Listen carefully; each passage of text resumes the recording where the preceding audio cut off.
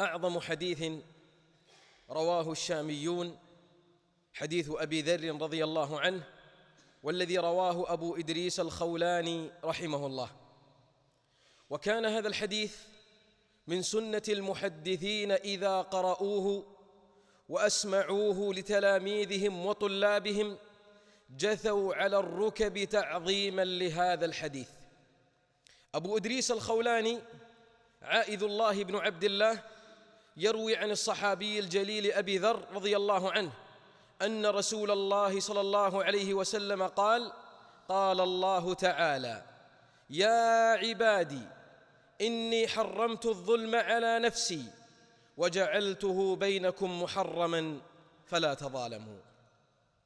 الله الذي هو على كل شيء قدير، والذي لا يسأل عما يفعل وهم يسألون، والذي بيده ملكوت كل شيء وهو على كل شيء قدير، يقول جل جلاله وتقدست أسماؤه: يا عبادي إني حرمت الظلم على نفسي. فالله تعالى مع قدرته على الظلم ومع ذا فهو لا يظلم، وقد حرم ذلك على نفسه. ثم قال: وجعلته بينكم محرما. وهذا دليل على أن الظلم حرام حرام حرام، بل من أعظم الحرام، نسأل الله السلامة والعافية، يوم أن يظلم الإنسان نفسه أو غيره. والله تعالى يقول في كتابه: ومن يظلم منكم نذقه عذابا كبيرا. وحقيقة الظلم هو وضع الشيء في غير موضعه، كأن يضع الإنسان العبادة في غير مكانها، وهو أعظم الظلم، كما قال الله: إن الشرك لظلم عظيم. يوم أن يعلم العبد أن هذا الذي أمامه مخلوق مصنوع ضعيف، ومع ذا فإنه يجعل العبادة له فيساويه مع الله تعالى، أو يلتفت إليه ويترك الله الذي خلقه والذي رزقه والذي أطعمه والذي هداه والذي من عليه بالنعم كلها، وما بكم من نعمة فمن الله، ومع ذا فهو يساوي بين المخلوق الضعيف الصغير الحقير مع الله الكبير العلي سبحانه وتعالى. يا صاحبي السجن، أأرباب متفرقون خير أم الله الواحد القهار؟ ما تعبدون من دونه إلا أسماء سميتموها أنتم وآباؤكم ما أنزل الله بها من سلطان. يوم أن يتجه العبد بوجهه وقلبه إلى مخلوق لا ينفعه ولا يضره ولا يجلب له نفعا صغيرا ولا كبيرا، أيشركون ما لا يخلق شيئا وهم يخلقون، ولا يستطيعون لهم نصرا ولا أنفسهم ينصرون، وإن تدعوهم إلى الهدى لا يتبعوكم، سواء عليكم أدعوتموهم أم أنتم صامتون. إن الذين تدعون من دون الله عباد أمثالكم فادعوهم فليستجيبوا لكم إن كنتم صادقين. ألهم أرجل يمشون بها أم لهم أيدي يبطشون بها أم لهم أعين يبصرون بها أم لهم آذان يسمعون بها؟ قل ادعوا شركاءكم ثم كيدون فلا تنظرون. إن ولي الله الذي نزل الكتاب وهو يتولى الصالحين. مهما يكن ذلك المعبود المسؤول المتوجه إليه، فإنه لا شيء أمام الله وحده لا شريك له. ولذا قال النبي صلى الله عليه وسلم: أعظم الظلم أن تشرك مع الله شيئا وهو خلقك، هو الذي أوجدك، وهو الذي أمدك بكل ما عندك من النعم، الله، ثم تعبد معه غيره. ثم يأتي ظلم العبد لنفسه يوم أن يقع في الذنوب والمعاصي ويسرف على نفسه بالعصيان ويخالف أمر الله تبارك وتعالى. قال الله في كتابه: إن عدة الشهور عند الله 12 شهرا في كتاب الله يوم خلق السماوات والأرض منها 4 حرم ذلك الدين القيم فلا تظلموا فيهن أنفسكم. قال أهل التفسير: إما أن يعود على جميع الأشهر 12، أي لا تظلموا أنفسكم في السنة كلها. وقال بعضهم: بل ترجع إلى أقرب مذكور وهو الأشهر الحرم فلا تظلموا فيهن أنفسكم، يعني بالوقوع بالذنوب والمعاصي، فإن الذنب يعظم في الوقت العظيم. إذا عظم الزمن عظم الذنب، كما أنه تضاعف الحسنات. ولذا ينبغي أن يعلم العبد أنه حينما يقع في الذنب فأول المتضررين من الذنب هو العاصي، هو أول المتضررين، هو أول من سيجد شؤم الذنب عاجلا وآجلا إن لم يتب الله عليه ويغفر له ذنبه. والله ينادينا ونحن كلنا مذنبون: قل يا عبادي الذين أسرفوا على أنفسهم لا تقنطوا من رحمة الله إن الله يغفر الذنوب جميعا إنه هو الغفور الرحيم. الظلم الثالث ظلم الخلائق، والوقوع في ظلم الناس وحرمانهم حقهم ووضعهم في غير موضعهم والتسلط عليهم وإيذائهم، فإنه ظلم عظيم. ويوم أن يأتي الظالم منتشي ومعه القوة ومعه السلطة ثم يتسلط على عبد ضعيف فقير فيسلبه حقه ويظن أنه بذلك انتصر وارتفع وأخذ ما كان يرنو إليه ويحلم، يكون المظلوم الضعيف المنكسر أعظم ما يكون عند الله يوم أن يرفع يده ويدعو الله تبارك وتعالى على من ظلمه.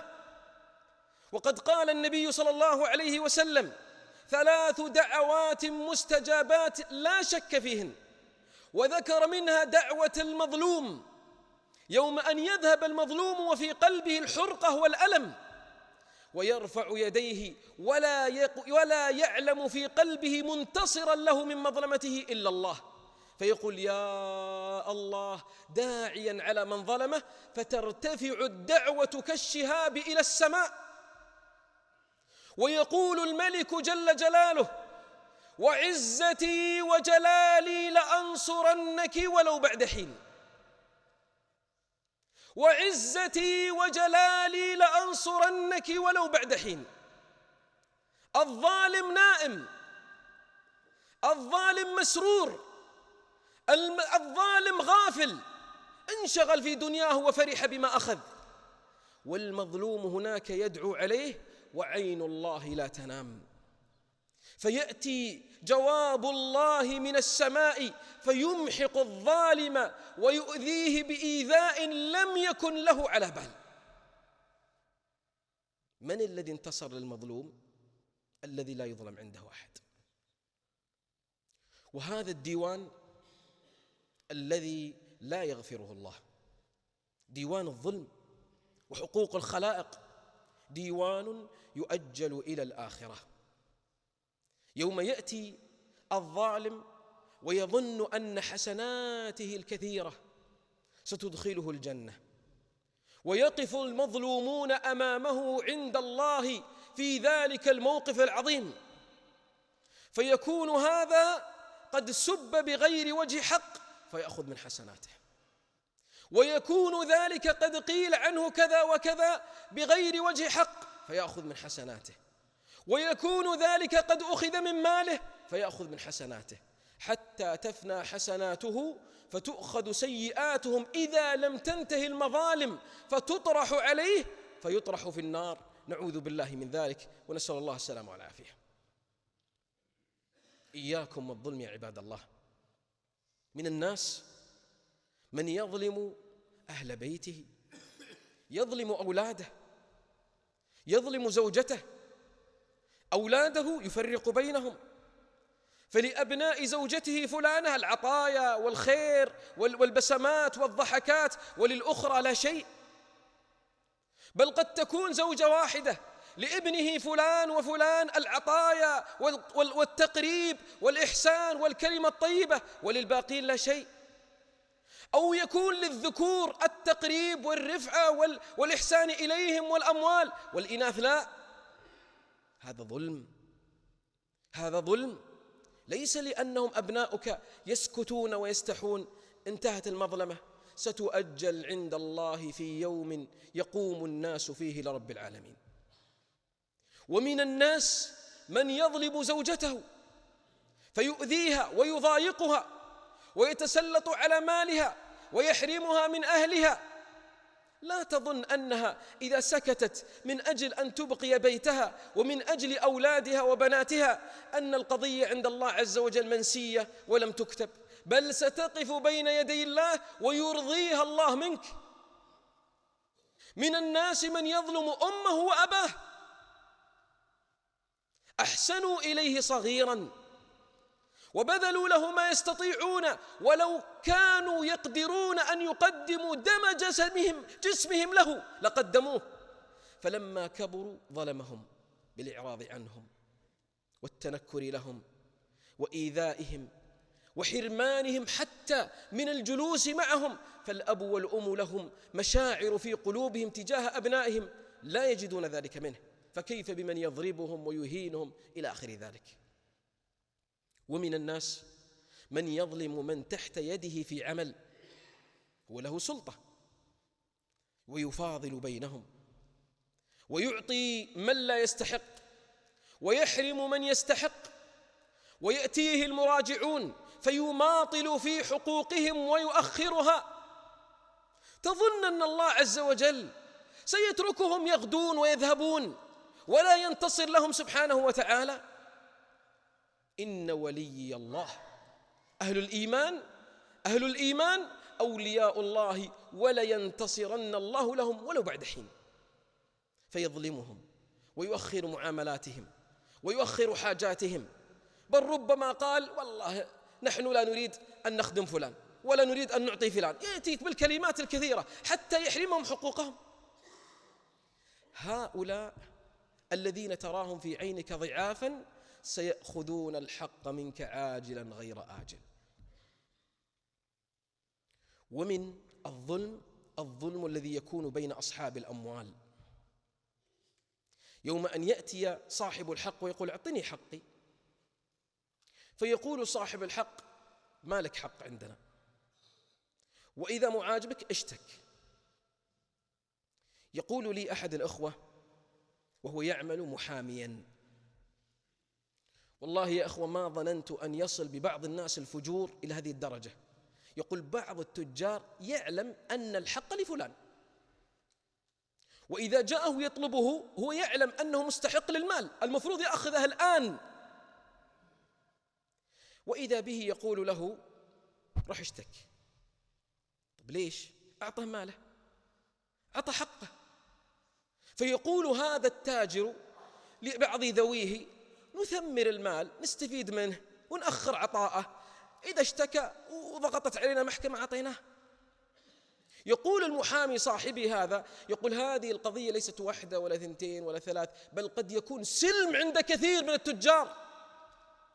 يأتي إليه صاحب الحق يقول روح اشتك، والمسكين يذهب ويأتي بمحامي يدفع له مال وجلسات قضائية وداخلين وخارجين وشهود وإلى آخره. بعد 6 أشهر حكم القاضي بتنفيذ والإعطاء المال لصاحبه، قال خلاص أعطوه ماله. ولو حكم القاضي له لأن البينة ما كانت موجودة عند صاحبه، قال خلاص. يظن أن حكم القاضي يحل الحرام ويحرم الحلال، فأكل أموال الناس بالباطل. قال النبي صلى الله عليه وسلم مطل الغني ظلم يحل عرضه وعقوبته. يعني المظلوم لو اغتابك في المجلس يا من أكلت المال فعرضك حلال بنص رسول الله صلى الله عليه وسلم، لا إثم عليه. لو قال ظلمني أخذ مالي ما يتقي الله، عند الله عز وجل لا إثم في ذلك، لأنه ظلم يحل عرضه وعقوبته. ألا فاتقوا الله يا عباد الله، فقد قال نبيكم صلى الله عليه وسلم الظلم ظلمات يوم القيامة. حينما يتحول الظلم من سلوك الأفراد إلى سلوك تكون المصيبة العظمى. يوم أن تظلم كاملة فتنهب خيراتها ويستعبد رجالها ونساؤها ويكونون عبيدا في يد المتسلطين عليهم، كما قال الله عن فرعون: إن فرعون علا في الأرض وجعل أهلها شيعا يستضعف طائفة منهم يذبح أبناءهم ويستحيي نساءهم إنه كان من المفسدين. النظام الدولي الذي يقوده الظلمة في العالم والتسلط على عباد الله في أرضه العظيمة هذه، فتنهب الخيرات وتستعبد الشعوب. وكم من أناس يعيشون على ما فيه رخاؤهم وسعادتهم وفوزهم في هذه الدنيا، ومع ذا لا حظ لهم ولا نصيب من الخير الذي تحت أقدامهم. أليس هذا الظلم؟ أليس من الظلم أن توضع اللافتات وتقعد القواعد التي تخالف فطرة الله، بأن يقال للناس على مستوى العالم: الذكر كالأنثى، والله يقول: وليس الذكر كالأنثى. أليس هذا ظلم؟ أن يساوى بين المرأة الضعيفة والرجل القوي الذي أعطاه الله القوة، ثم تبتز تلك المرأة تحت حاجتها وما تحتاج إليه من المال، فتكون كالرجل تعاني وتتعب وتكدح مع ما هي فيه من الضعف. أليس من الظلم أن تقعد القواعد للطفل الصغير الذي ينبغي أن يكون تحت تربية أمه وأبيه، فيعلمونه ما يصلح وينهونه عما لا يصلح، وربما أدبوه لكي يحمد ذلك التأديب إذا كبر، فيقال له: لا سلطة لأحد عليك، افعل ما تشاء. من كونه صغير وهو يغذى مثل هذا الأمر، بل تفسد فطرته بأن يختار جنسه ذكرا أو أنثى. أليس هذا ظلم؟ وخذ على ذلك من الأنواع الكثيرة من ظلم هؤلاء البشر. أليس من الظلم أن يحاصر عباد الله المسلمين السنوات الطويلة وتمطر عليهم السماء بأنواع المتفجرات وتحرق أجسادهم ويقتل صغارهم ورجالهم ونساؤهم، والناس تشاهد ذلك ولا يتكلم أحد؟ أليس هذا ظلم؟ وإذا طوق الظلم هذه الأرض فانتظر عقوبة الله العاجلة والآجلة، واتقوا فتنة لا تصيبن الذين ظلموا منكم خاصة. الظلم خطير يا أخوة، ومثل الظلم كمثل النار إذا اشتعلت لا تحرق من أشعلها فقط، بل ربما تمتد إلى غيره. ونعوذ بالله من الظلم كله ونبرأ إلى الله من الظلم كله. ومن استطاع أن ينتصر لمسلم فخذله. قال النبي صلى الله عليه وسلم: خذله الله في يوم يريد فيه نصرة الله. يوم القيامة يعني مفتقر يريد نصرة الله في ذلك اليوم، فيخذله الله ولا ينصره، مع ما سيخذل به في الدنيا، نعوذ بالله من ذلك. إياكم والظلم يا عباد الله. وبقاء الظلم في النفوس مبغضا مكروها هذا أمر يجب ألا يزول وألا يذهب. يا عبادي إني حرمت الظلم على نفسي وجعلته بينكم محرما فلا تظالموا.